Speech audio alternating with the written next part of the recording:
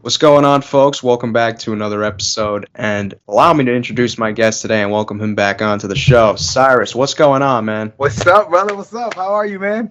Good to I'm be back. doing great. I'm finally glad we could bang this thing out. I know the two of us have been busy in our own rights doing some things, but getting you back on here, I feel like I'm talking to a different Cyrus than the last time you and I spoke. You're in a different iteration of yourself right now. Would you call this Cyrus 2.0, or what iteration are we in?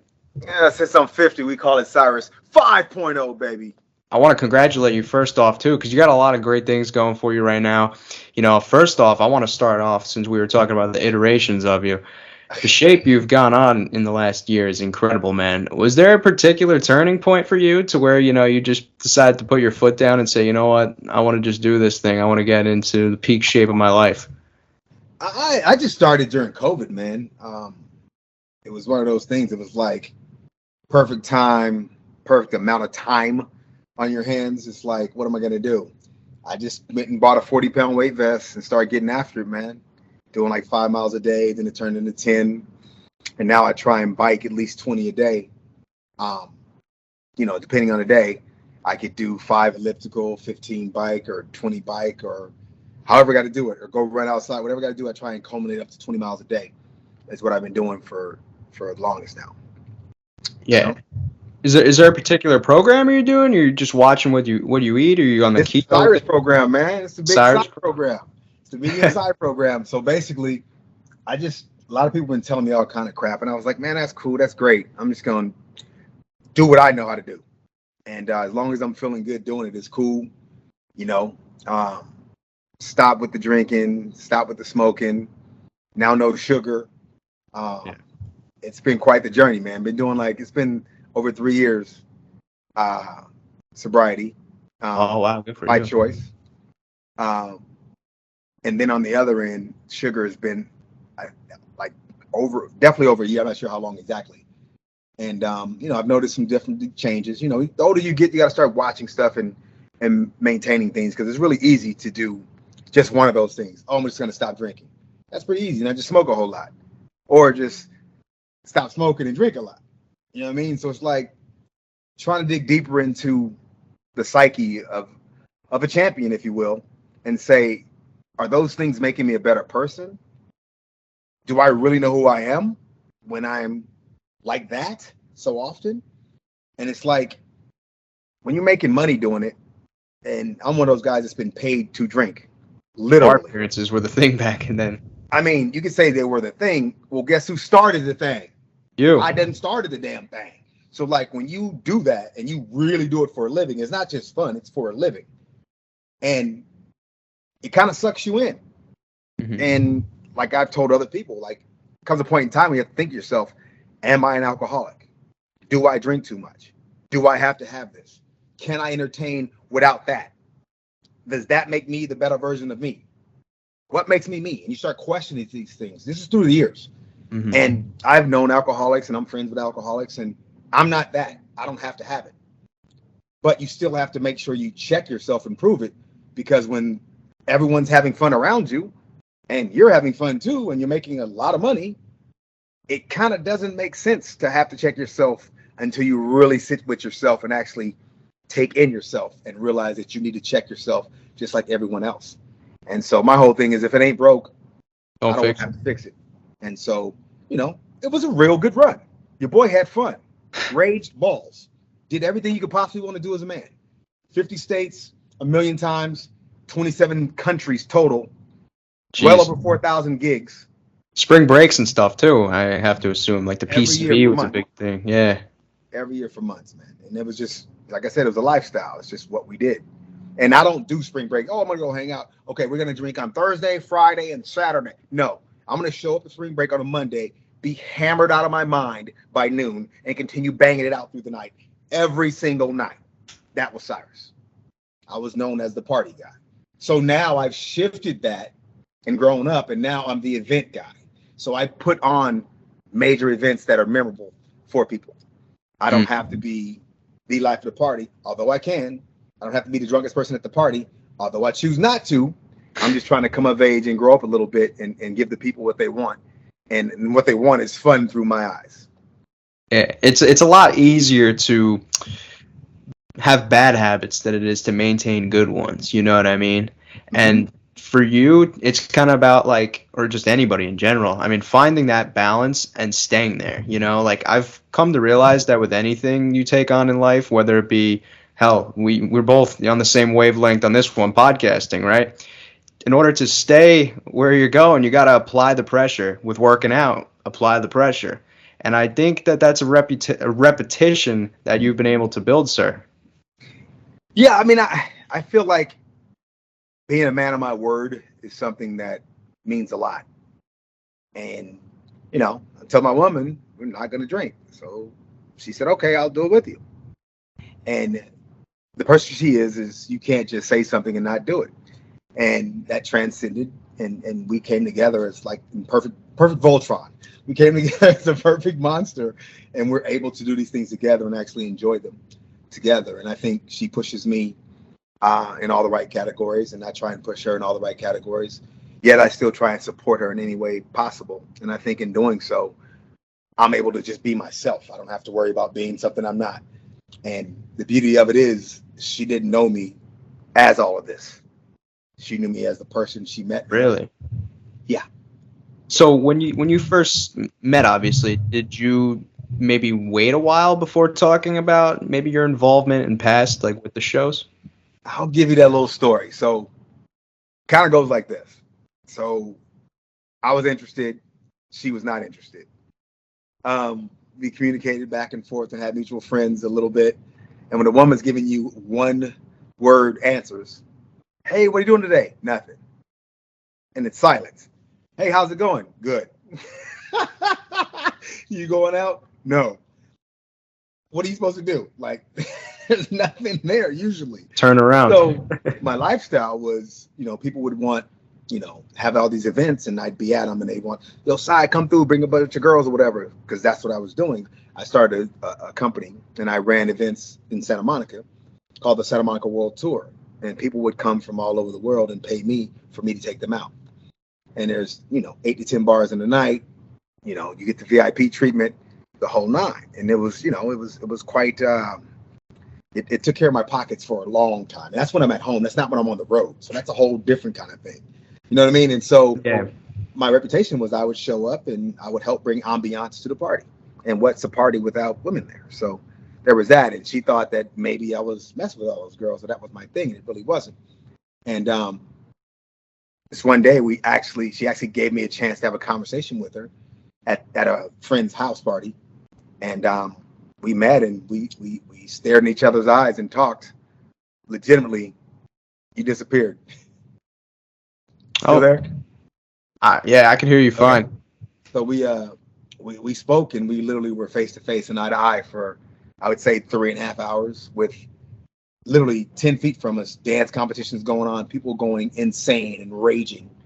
I had a drink in my hand. I got her a drink or whatever, and we just sat there and talked. And you don't meet women like her all the time, especially in LA.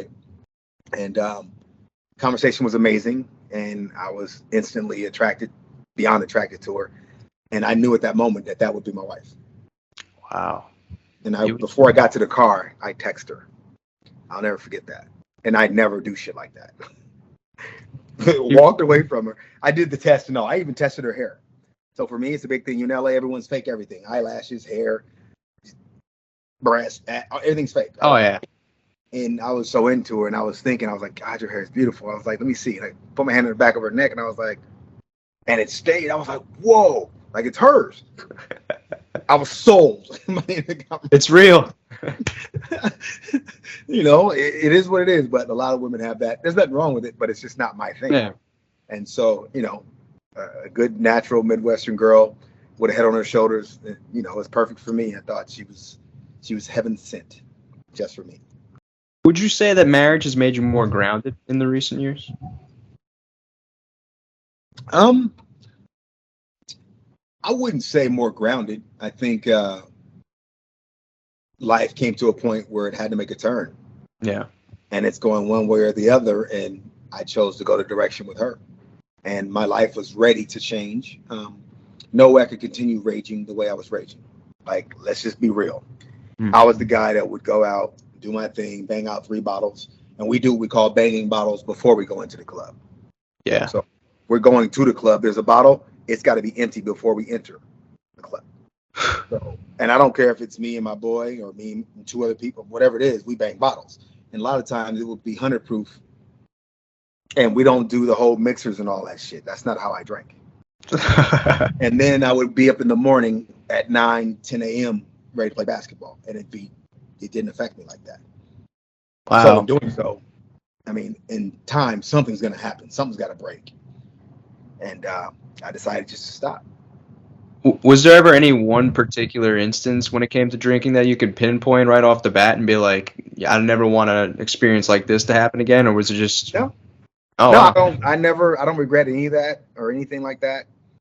You know, nothing horrible ever happened. So it's like, you know, not only was I lucky, but I had a great time, you know, and it's just, you know, I wasn't the most responsible person growing up. I've been on my own since 15 years of age. It is what it is, you know what I mean? I'm here today to speak about it, and I hope something I'm doing or saying can help others not get into a bad or compromising situation for themselves. Mm-hmm. So it's all a learning process. I don't consider things, you know, like I said before, I think I told you this before, I don't make mistakes. There's no such thing as that. It's all just a learning process. And you will, like you do in a car, approach a speed bump. You slow down, you hit the speed bump, you feel the entire bump the whole time, and then you get right back up to speed. And that's how I live my life. Mm-hmm. Well, one thing that we did just kind of breeze by before that you are doing in your life now is podcasting. So would you like to talk to me a little bit about how you got started with that venture and what exactly your podcast entails? Man, people have been on me for years to start my podcast. And right before I left for All Stars 1, I was talking to Big Boy. I don't know if you know who Big Boy is. He's the radio personality out of LA. He's huge, though. Yeah. Actor. He's all over the place. Good friend of mine. He's just like, man, you're your own brand, Syrus. You need to expand your brand and do this podcast thing. And it's funny because when I did my first Real World, when I first got done and I was hit the streets of LA and I was out jogging, I remember it was morning time and people were coming up to me saying, yo, Sy, Big Boy's talking about you on the radio. He says you need to call him. I'm like, what? Keep jogging. The show had just dropped. Long story short, he just wanted to talk to me. We had a little history in high school. Our schools got in a big fight together, and I was on the basketball court when we got in that rumble. He wanted to talk about that, but he also wants to talk about the show. It's just kind of ironic that when I get called for All Stars right before I leave, him about the podcasting thing, and I'm like, you know what, I'm going to do this. And a producer I worked with for a while back in the day, who was over at Warner Brothers for about 27 years, has always believed in me and had a few projects that we worked on together throughout the years. It's like 20 years. He's finally like, Sy, I got the concept for you. I think this is great. I have this white guy comedian. He's dope. He ain't gonna really ruffle your feathers, but you know, he's the one white comedian that's always at the black clubs. Dude's got swag and he's dope. He ain't got swag like the look. He got swag like the voice in his game. And I was like, let's do it.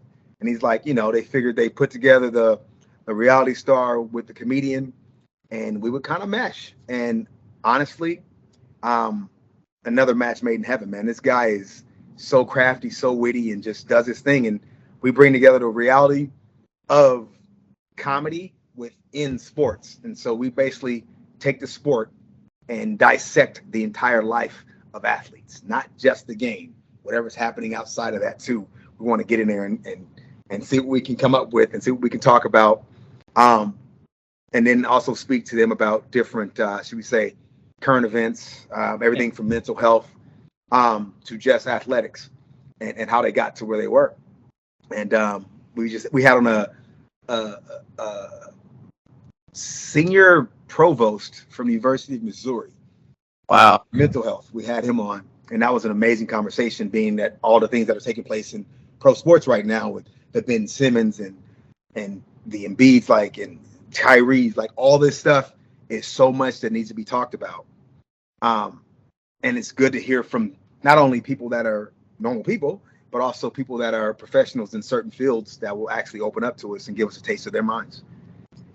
Yeah, I'm actually glad that it seems like in entertainment, both sports and reality TV, I think that there's a certain turn being taken towards taking mental health more serious. I think that's. I think we all should. I mean, it's been something that's been joked upon, and honestly, in the Black community, it's been looked at as a weakness. And you can't be emotional as a man. You can't ever cry. You can't ever talk to people about your issues. It's always been that kind of thing in the hood. That's the way it was. And I was kind of raised like that, but I'm a little different. I wear my emotions on my sleeves, and I got to where I've gotten today because I am able to express how I feel to people. And I'm the epitome of what reality is, because I pretty much am real in everything that I do, everything that I say, and everything that I'm about. I present that, and it's given me a voice from day one, and I continue to have that voice. Well, how do you feel about how reality has evolved as a genre now? Because when I talk about this topic with some of my other old school guests, we talk about how like reality TV kind of now feels like it's taken on more of a name than it really has a meaning. I feel like now it's more so established people coming on and kind of more so looking to build a brand than having real conversations. All reality TV or just the challenges? All reality TV, I would say. Well, I think reality TV is different. It's not like just reality anymore. It's now scripted reality for the most part. And that's not what I did. Mm-hmm. I didn't sign up for someone to tell me what to do. I signed up to be me and do me. And that's what I did. And that's what I continue to do now. There are people that try and act a part and act a character and do that kind of thing on these shows, which is cool. I'm not knocking anyone. If that's your thing, that's your thing. And it definitely shows that there's been a turn in reality TV. I don't think it's really what we did, but I don't really knock it either, because it's being pushed at us as the same brand. So I can't hate it. But I also can't hate, it's like sports. You can't hate on these new school athletes. I don't think they're as talented, period, but they're way more athletic. And it's like the kids they put on the show now. I don't think they have as much substance, but there's a lot of really good looking kids out there. And you got to kind of weigh it sometimes. Yeah. And that's the route that it's taken. And I'm fine with that. I think it all boils down to social media too, though. You got to remember, though, like when Boston was first up and kicking, you guys didn't have Facebook, Instagram, Twitter. I had a fucking two-way pager, bro. That damn big. That's how they kept track of us. Yeah, I mean, if that stuff had been around then, I'd be the $20 million follower guy for sure, 100%. But you probably would have been the Corey of that generation. I'm not sure what that means. It's cool. Corey's got working on 3 kids now, so I'm not sure if I'd be the Corey. Maybe in a different regard, but but I think it would have been totally different, man. People would have looked at us a lot differently nowadays too, though, because they would have got a real glimpse into things that we were doing and how things were. And like I said, back then it was a little different. There was no reality celebrities and celebrities. There was just celebrities, and they looked at us like we were them, and vice versa. And so those experiences are slightly different now. Do you feel like maybe reality stars were respected more seriously back in the day, is what you're trying to say? Maybe than what they are now? I just think someone will go on a dating show now and think it's a legit reality show that has longevity. And people are going to know why. I'm going to be famous the rest of my life. And they fucking don't know who you are in a month. That happens. And it just depends on the branding, not only of the person, but of the show as well. Our show was clearly a strong branding as far as Real World went and as far as the challenges go. And so people kind of can resonate with the way we get down as opposed to some dating shows. Some dating shows, there is a little bit of love and they will get a few years out of it. But for the most part, you can't always put a reality show and a dating show on the same level. But they do. Once again, we can't control how they try and group the stuff together. If I was on a dating show, I'd be yelling reality TV all the way.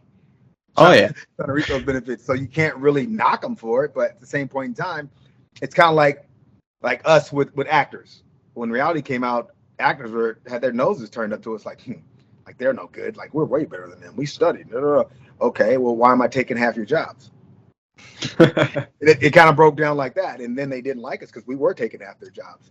And it was just a different kind of thing. And now it's like, it's plateaued off and we're working just like other actors and we have to work for those positions just like they do. Did you try to dip off into acting or any other ventures immediately? I tried to dip off. I started there. Really? I've been acting since I was a child. It's not like something new. I was on Baywatch. That was my summer job. for when I was in college playing basketball in Hawaii. Baywatch is my home beach in Santa Monica. Wow. That's where the beach is, and that's, you know, Hasselhoffs and all that. Pamela Anderson, grew up with all that stuff. That's what got me into doing nightclubs, by the way. So working on set for Baywatch, I would get all the numbers of all the girls working there and invite them to my night. You may have heard of the world famous Century Club in Los Angeles. Yeah. Dr. talks about in his song, might bail up in the Century Club with my jeans on and my theme song and go home with, yeah, that song. I was one of those guys bringing people to that club. And in fact, I had a lady contact me last year or during COVID, and she was basically like, thank you for putting me through law school. Wow, that's so incredible. She would work for me and bring all of her people into my club, and we would pay her. And it was quite lucrative at the time. Did you have TV aspirations then when you were trying out for the Real World initially? I was trying to get on as a casting assistant. So when I graduated college, I was just looking for a job because I was the first in my family to graduate college. You know, let's get a job. Let's do what we're supposed to do. The American dream, right? And it wasn't that easy to get a job. And I was at the basketball courts playing ball, bitching to the cats on the regular, and they got sick of hearing me. But at the courts where I play at is it's amazing where I play at. But they're just like, look, man, I don't know what's going on. You can get this job here. There's a casting assistant. Call this number. Go here. They get a job. It's like, I just want to make 24 racks a year. I don't even care. Put me on the map. And this is back in the day, bro. And as long as I have medical insurance, get my teeth fixed or whatever happens. That's what I wanted. And I went in for that interview. And long story short, I did everything you could possibly do wrong in an interview. And then I ended up telling my life story.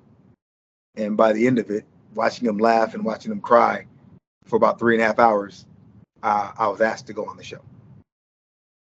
Do you remember what? It was like tears of laughter. It wasn't like tears of crying. It was both. Really? My life story's pretty out there, bro. And I'm writing my book still currently, trying to get that done. And it just goes through my entire life experiences. And I take you on a ride, just like I took them. And they kept trying to dig deeper. They want to tell me something interesting about yourself. I was like, well, you know, I went to college in Hawaii. That's pretty great. You know, full scholarship. First of my family graduate. They're like, oh, cool. Tell me more about yourself. I'm like, well, fuck. I moved out of the house in 10th grade. Been on my own ever since. They're like, okay, well, tell me more about yourself. And I was like, shit. What else do I have? So I went back to the day I was born. I was the hearse or ambulance gave out of gas on this dirt road. And Grandma says I popped out like a bottle of champagne. Didn't really wait. My dad passed out. I popped out literally like that. They laid me in the thing. That's why the head's flat in the back. They sat me on the back console, and there's a little Pinto driving down the dirt road. They flagged them down, and 5 of us squeezed into the Pinto and drove to the hospital. And they thought I was going to die. They cut the cord in the parking lot because I literally looked like I was dead or whatever. And they ran me in first, and then they brought Mom in, and they thought like I was going to die. And so I came in the world with a bang. I started my story there and led them all the way up to the present. And they went on the ride with me. And that's how I got on the show. Next thing I knew, I was in the semifinals. Yeah. How come you did leave your house at 10? So many insane environmental distractions. Like, I was 15 years old, and there was a couple of crazy happenings. One, I would take the bus. So stepdad went to jail. He brought crack to LA back in like 75, 76. And long story short, he was on that stuff. He just passed like 2 years ago. Wow. And so he went to jail. My mom lost everything, and we became homeless. Then we moved to the hood. We finally got a spot in the hood, Inglewood. They called it Ingle Watts back in the day. It was a bad area. It's near where the stadium is now, but back in the 80s, horrendous, bro. So one day, a car was driving down the street, and it got shot up and crashed into our gate and sat there. And I'm looking out the window. I'm like, okay. And you see people walk up to the car and just shoot the guy. It's like, fuck. So when the streetlights came on back then, the cops wouldn't come. It was like the war zone.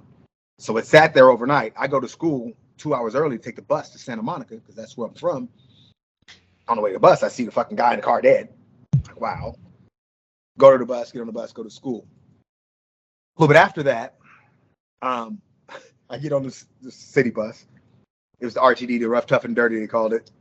I go halfway back because I ain't no punk, but I ain't no wimp. I ain't gonna sit in the front either. So I'm like halfway back, and these fools get on the bus. They don't pay the bus driver. He starts kind of talking shit, trying to get him off. Turn around, they beat the shit out of him, threw his ass out the bus.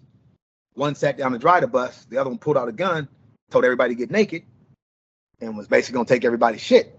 And I was halfway back watching what was happening. Fuck, we pushed to the back, and the dude's driving the bus now. So we're going down Century Boulevard, and I remember thinking, the old school windows, you would have to pull up a lever like this, and then it opened outward like that.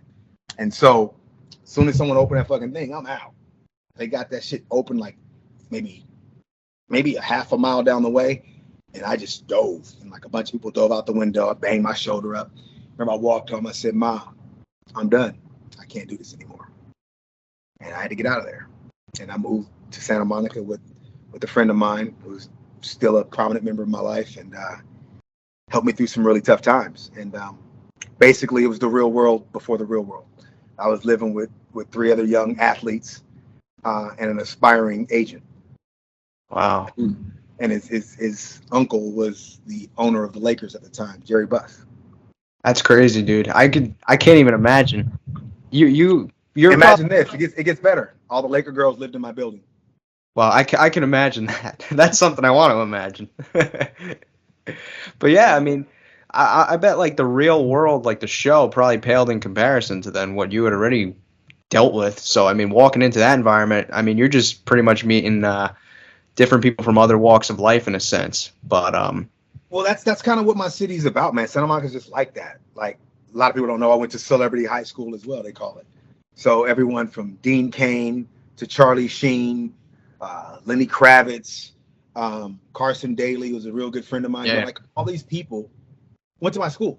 Like it was the norm. It wasn't like something different.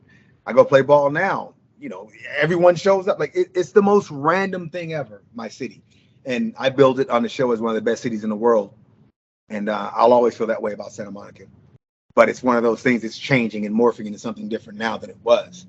But yeah, it's growing up in Santa Monica, and I owe a lot to the Santa Monica Boys and Girls Club. It's called that now. It's called the Santa Monica Boys Club back then. But that was pretty much my dad. And I had some major influences come out of there too. And it took care of me, man. It sent me to some places that I would have never been to go. And I was able to see things that a lot of people were never able to see at a young age, man.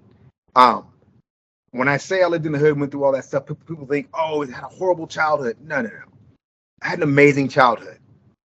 I saw my first dead body at 9 years old, but I had an amazing childhood. And it was all encompassing. And I grew up faster, but I had a blast, man. It was a very neighborhood in Santa Monica. I still speak to half the friends that I had back then, bro. It's crazy. Like to think that I'm still talking to people from the 3rd grade on the regular is nuts. We still see each other all the time. I still got my best friend from 1976. We still talk on the regular. I was best man in his wedding. Wow. You know, see each other all the time. So that's pretty admirable, dude. Because there's people that like, you know, I know from like high school that I don't even talk to anymore. So the fact that you're keeping up with people from like 3rd grade is like pretty remarkable, especially considering the, you know, trajectories your life's taken. You know, you could easily, I feel like, be in a position to where you're like, you know what, I don't want to fuck with this person and just go on your merry way. But you seem to keep. That's not me, dog. I keep it real, man. These people meant a lot to my life. They helped make me the man I am today. Like you don't understand. Like I still get chills even thinking about just the friendships that I still have in my life. I think it's an amazing thing. Like. Who did I talk? I talked to Brandon LeBrie yesterday. He now runs the athletic department at Santa Monica Boys and Girls Club in the city of Santa Monica as well. Still talk to him. I saw his dad, his mom, and his 2 brothers. Like we still talk to each other. It's crazy. And he sent me my 3rd grade picture the other day. It's in my phone right now. I'm like, we're just cracking up. Like, bro, look at your hair. Look at your collar. What are you talking about? Like the teacher. Like it's hilarious, bro. Went to grad school. Like I still speak to all those people, man. I think there's a lot to be said when you still keep in contact with people that you grew up with, and they appreciate you for what you are. And I'm still just fucking Syrus to them. They don't give a fuck. Same nicknames. Somebody called me Free Fall the other day. My nickname was Free Fall because my head was flat in the back, And Magic Mountain came out with some new ride called Free Fall, and they called me Free Fall forever.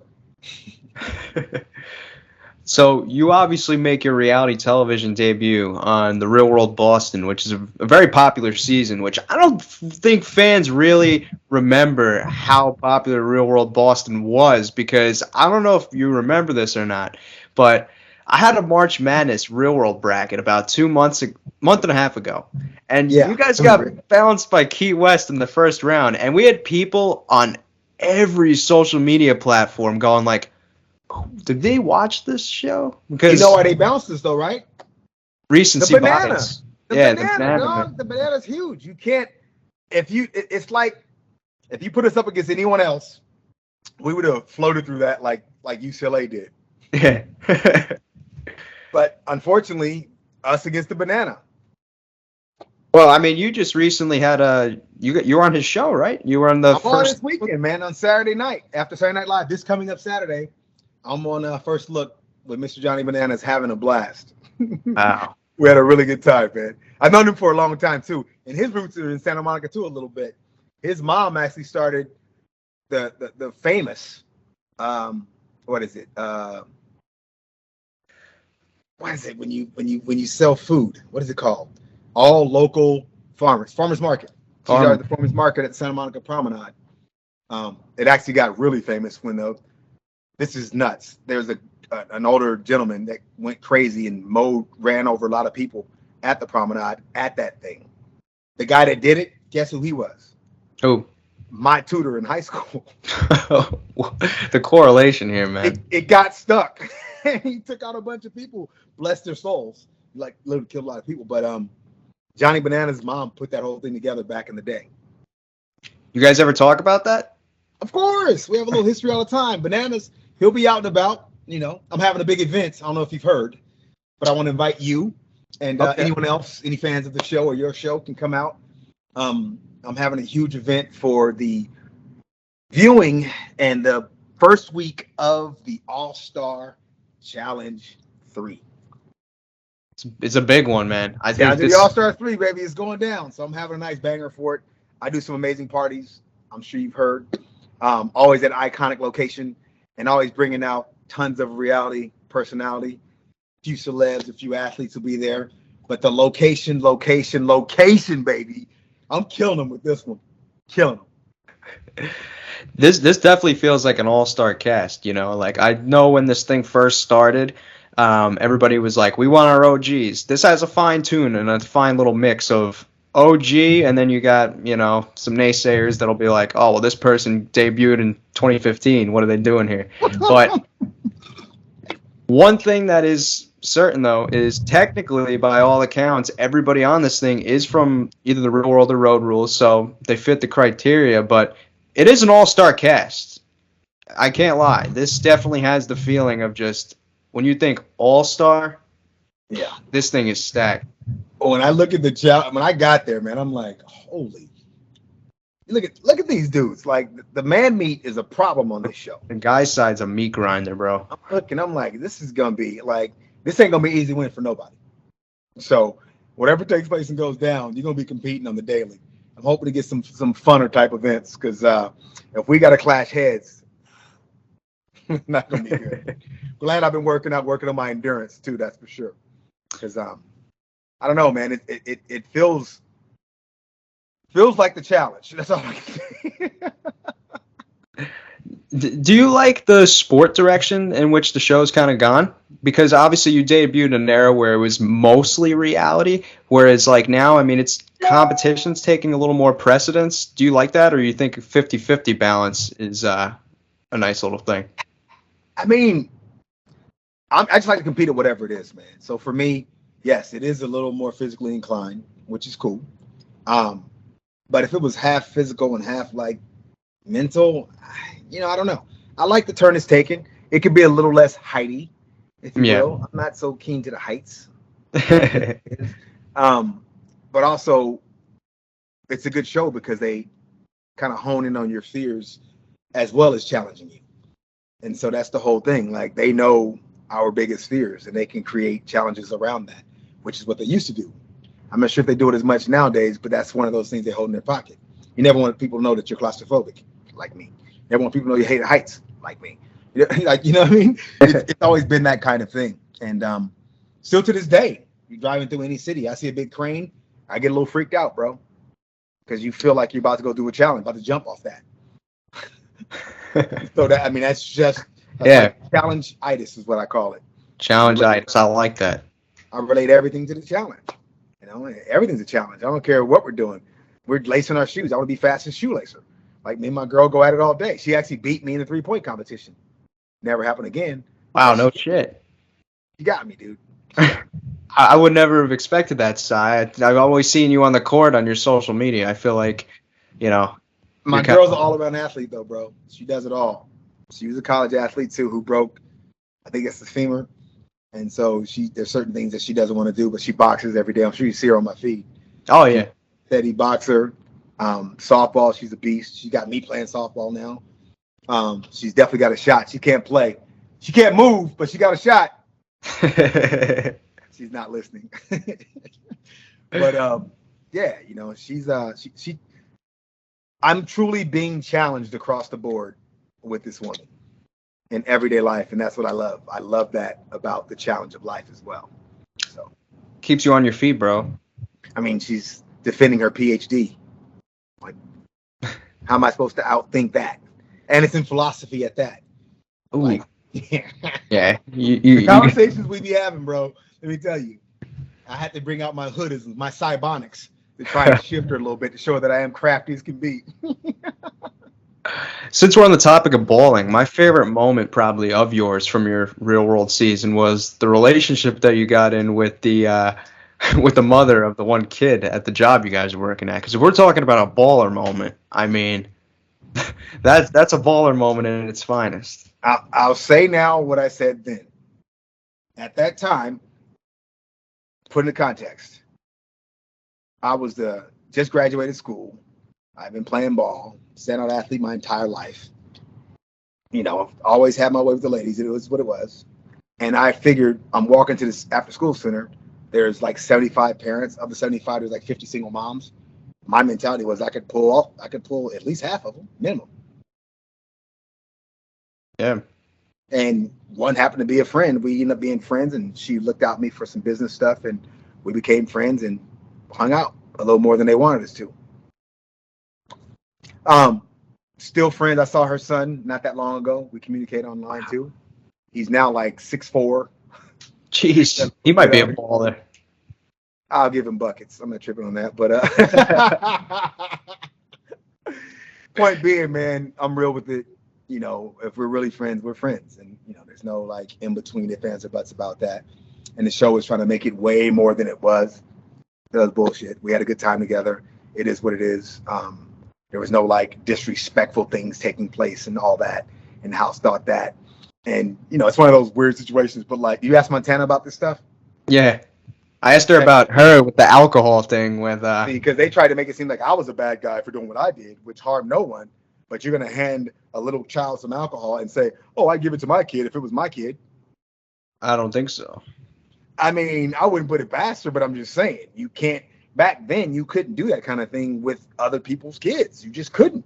No, you know that's like an inexcusable offense. I feel like not to like shed light. I think on you it, could actually be locked up for that.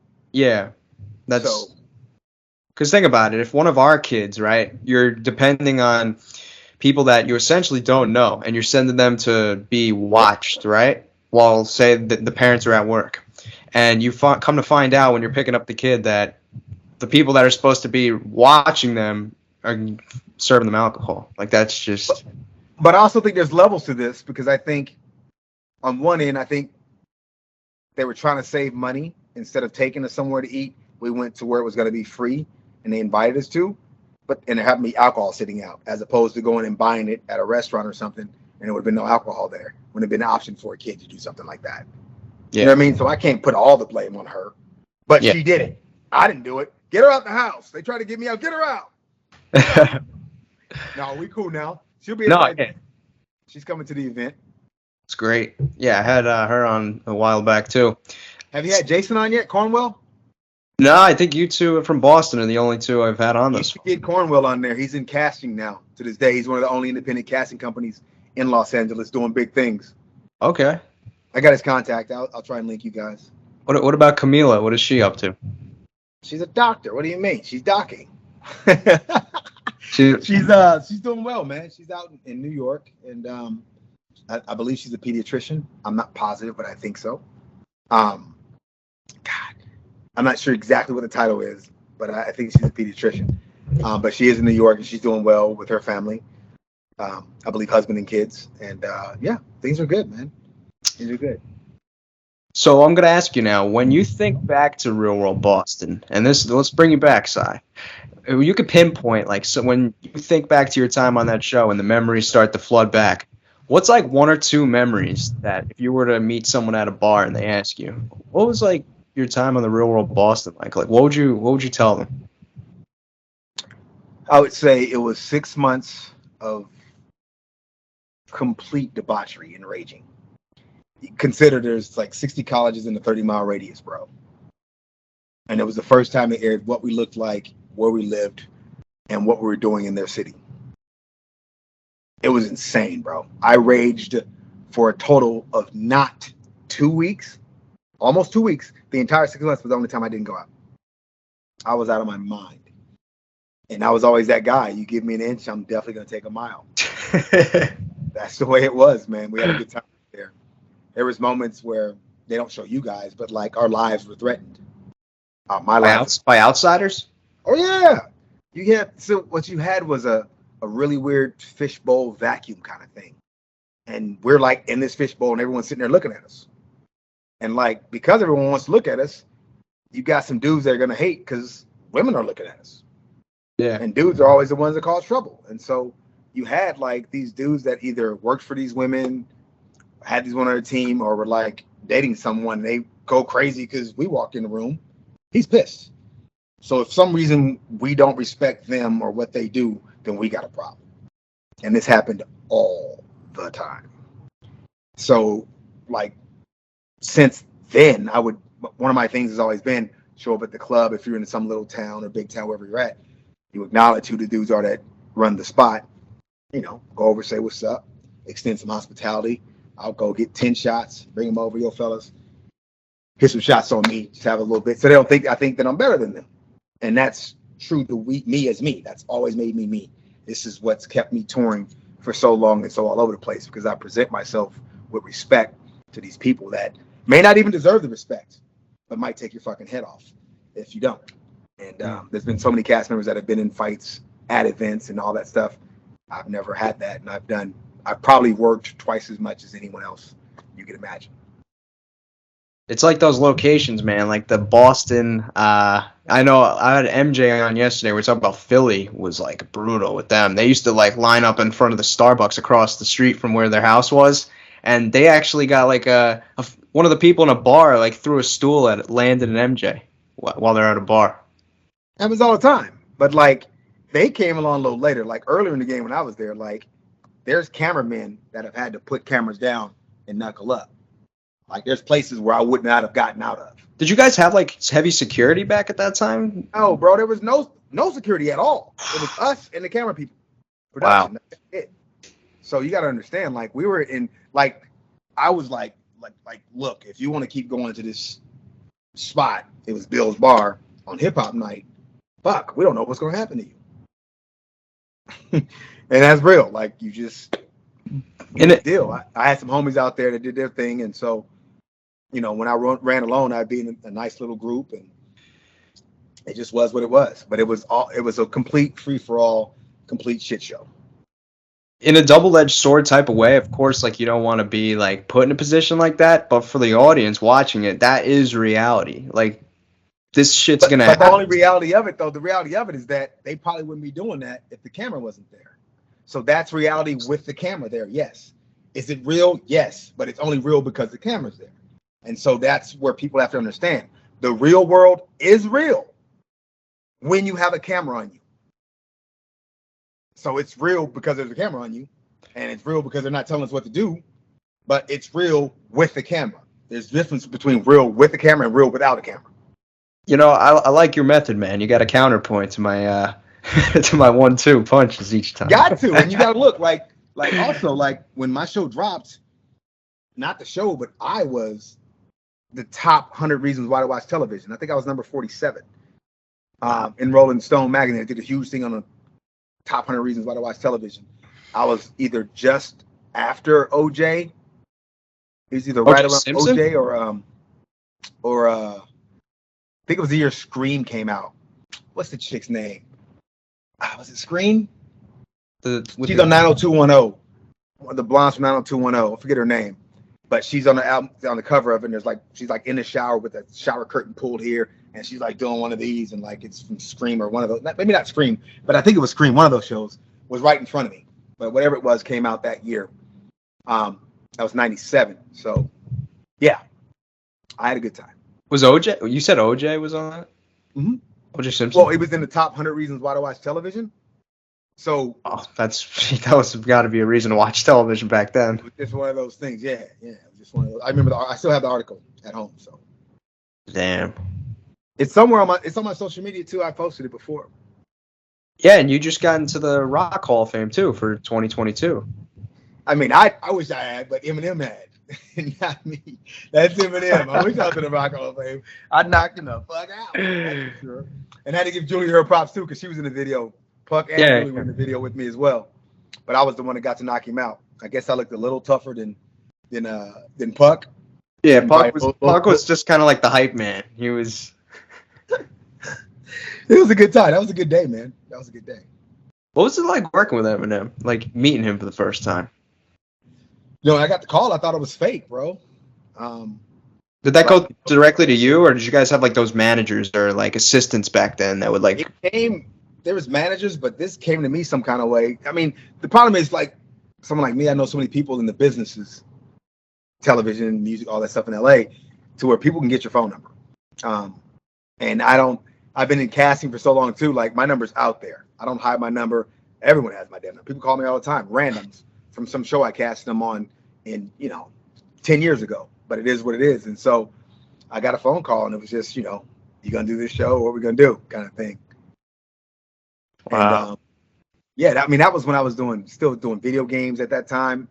I started in a couple basketball games. I don't know if you know that, but I'm in the N1 video game, and I'm in Street Hoops as well. And I made the March Madness franchise. Did a bunch of those with EA Sports and what's Tony Hawk's companies with? Activision. So I did both of those for quite some time, and a couple of the games got awards. That was real cool. I worked with Black Ops Entertainment back then. I was a busy guy, dude, and I try and stay busy now. Hopefully, y'all can check out my podcast, though. Expletive Happens. That's a nice plug. Go check that one out. Yeah, you gotta go check it out, dog. I got some people coming up, some good folk coming up too, bro. Yeah, some really good people coming up on the show. Yeah. Hey, man, whatever we could do to support each other, man. I'm always about uplifting people. So I know we're both doing some good things. But whenever that song by Eminem comes on, I think it like just ironically came on. It was weird. It was the timing was really weird too, because I had Julie on 2 weeks ago, and we talked about it. And I was, and it was a late night. I was coming home, and ironically, the song came on the radio, and then it didn't even register in my head that I was listening to that song. Yeah. But I just turned it up, and then now whenever I listen to that song, I just think of you and her. Like that's like when certain songs come on and then there's images that pop in your head. Whenever certain lyrics hit in that song, I immediately my mind just goes to you hitting Eminem and then Julie smiling afterwards. Every time. That joint's crazy, man. That was Video of the Year that year too. I remember at the Music Awards, it won Video of the Year, and it was being played so much and so often. It literally helped my career a lot at that time. I don't think people realize the amount of rub. The newer fans, I don't think realize how much rub the Real World was getting. Like back when the glory, I call it the glory days back during your era of the shows. That's what I would consider the glory days. I mean, I've been called worse. There's nothing wrong with that. I love it. The glory days. I was called the reality TV pioneer. Okay. I mean, that sounds old as hell, though. I mean, it's better than being called a godfather, though, right? Or a grandpa or something like that. I mean, Godfather's pretty dope. I call myself the royalty. I'm the royal reality head, basically. So, Well, that's a good name. and I'm that in several different shows that I've pitched and that I'm trying to get sold and picked up out there now.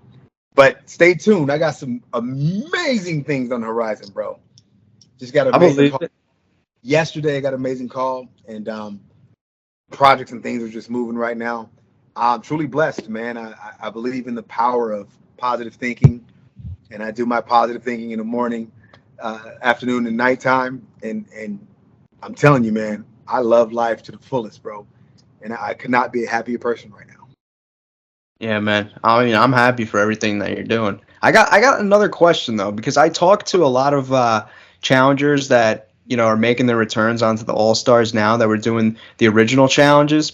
I always ask them like, was the challenge back before the challenge like how it is now? Did you seriously have to train for these things, or were people more so worried about the aesthetics? You know what? They didn't give me enough time to really train on like 3 of those challenges. Like I was off a tour raging like this. And they're like, "Sorry, you want to go on the challenge?" I'm like, "What? Yeah, when are we leaving?" 3 weeks. Shit. And you just go. So if you're partying up to that point, you're not going to just stop partying. It's like, whatever, I'll rage on until I leave. And then get on the plane and rage on the plane too. Going to the challenge. So I didn't. I wasn't that guy. I was still very much cocky because I was able to go play ball and still excel at it. I felt like I could do anything. Yeah. The challenge that I actually won, I was at my heaviest. Wow. And I mean, I was raging balls. I hit a jackpot in Miami. I won, what was it, $155,000 on a slot machine. I had just moved out there, asleep with my hand on the button on the slot machine. And I mean, I was partying on another level, literally. Talking 3 or 4 lunches and 3 or 4 dinners every day. I was just raging, dude. My favorite season of yours that you did as a whole, and I feel like this is one of the more underrated seasons ever, was the Gauntlet 2 in Trinidad and Tobago. The cast, the challenges, chef's kiss, brother. That was... It was dope. I got my ass whooped, but it was dope. Derek took me out. It was dope. But you can't even lie. I wanted to beat TJ's ass, but Walk me through that. Did they? I'm not. I know we saw on the reunion that clip between you and him. They like talked about it. I watched that elimination. I think the other day. I don't know if I missed it or not. But did they show it on the original cut? Do you know? I think they did. I mean, I felt like his right hand had gone out before I touched him. I saw that too, and I thought the same exact thing. It's true. Yeah. 100%. But I'll set it up for you though. When you play basketball, the referee's moving all around, right? Yeah. Up and down. He's getting in there. And to see someone judging an event from over there, not even getting up in there, bro, I lost it. And he understands from athlete to athlete. He understands where I was at. I was annoyed and angry. Had nothing to do with him. It wasn't personal. And we've talked about it since, but it's like, and the only time I get mad, two times. On the basketball court, which is in the heat of battle, or like driving in LA. Which I hear is pretty rough. It's cool because I just talk a lot of shit about people, though. That's how I relieve things. I'm talking mad shit. But at the same time, he understands that I'm competing and he's competing, and we've had nothing but positive things to say to each other since then. And I think he knows it wasn't directed per se at him. It was a situation. I felt one way, he felt another way. 2 men will clash when we get like that. And it was early on in his career too. Oh yeah, I think that might have been like his maybe second or third challenge or something like that at the time. I'm not sure exactly, but yeah. Yeah, we need one of the challenge stat people to come fact check us once this thing's out. Yeah, they're going to call us out, I'm sure. Yeah. We'll be here in the end of this. Well, I had a fun time chatting with you today, Syrus. I'm glad that we got to finally knock this thing out. You got a lot of great things that are currently happening for you and are on the horizon. So for those that have tuned in, you could find him on Instagram at SyrusMTV. He's got his podcast, which is Expletive Happens. So Happens. it's all on my IG. You can hit the little link tree and it pops up right there. Expletive Happens podcast. Check it out. It's on all forms of where you find podcasts at. Also, check out my new entertainment company. If you guys are looking to have a party, do an event, anything like that, I do them in all 50 states and a couple other countries too. It's RZAentertainment.com, RZAentertainmentLLC.com. Sorry, but that's also on there too. RZAentertainmentLLC.com. Check it out. I can put together an event for you, or you can book me out to be a host or MC, or the wife is a DJ as well.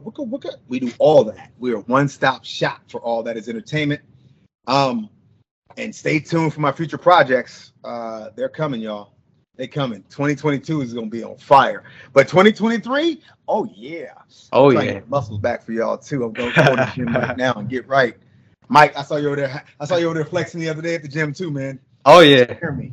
You know how I training got. for the next challenge, bro? Got a fresh meet coming up or something? What's up? They better call me, bro. Would you do one? Probably. I don't know if I would pursue like the current reality television, but if it were to fall in my lap, I would definitely be like 100% and be like on one of those fresh meat things. Yeah. I'll keep that in mind when I'm casting, because I cast for different shows. Even right now, I'm casting for some things. So All right. I'll let you know. You let me sure. know. Always sure a pleasure to be here, anytime. man.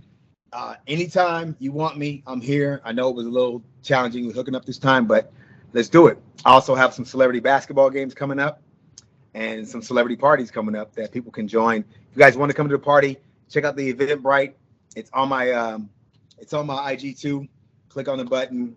I have a VIP package for everyone too. That's what you really want.